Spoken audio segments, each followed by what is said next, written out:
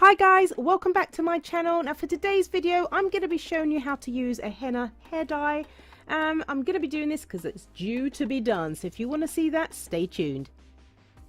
What you're going to need for this is your henna, probably need a little bit more of that, a plastic or ceramic bowl, something to apply the henna with, a plastic spoon, something to measure out the actual henna, some plastic cling film or saran wrap, and last but not least, plastic gloves. You're going to need these because henna really stains. So to mix the henna, I'm going to be using the hair tea rinse. I'll leave a link in the description box below to show you how you can make your own, and also a card at the top. Now what you want to do is pour in the mixture bit by bit. And if it's hard and thick, then you need to add a little bit more, and if it's too runny, you need to add some more henna. What you're looking for is a nice cake batter or a nice pancake batter consistency. Remembering as you mix, you've got to get rid of all of those lumps. So this is the consistency you're looking for. So now this is one of the most important parts. Henna takes a long time for the colour to come out. So we're going to leave the mixture covered in saran wrap or cling film for about 6 to 8 hours.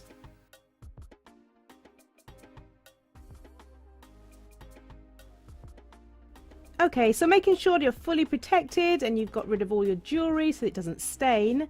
You can then move over to the next step, which is to make sure you're completely protected around your hairline. So I'm just using good old Vaseline here, and I'm going around the whole circumference of my hairline. Now I don't have any particular way of doing it other than just taking section by section, doing the hairline and then going in on the ends. Now just a few tips about the henna. It is a much better way of dyeing your hair if you're going to be doing it at home, better than the box dyes. So not only does it give you the hair dye, it also fills in the gaps of your hair shaft, giving your hair a lot of strength and shine and gloss. Also, another thing to mention is that henna is very permanent, so it's not easy to dye over with any kind of salon dye or a box dye. So now, after completely applying it through my hair, I massaged it into my hair shaft. Now henna takes at least 1 to 4 hours for the colour to release, and as you can see, the ends of my hair, which had a horrible burnt orange colour, are now black.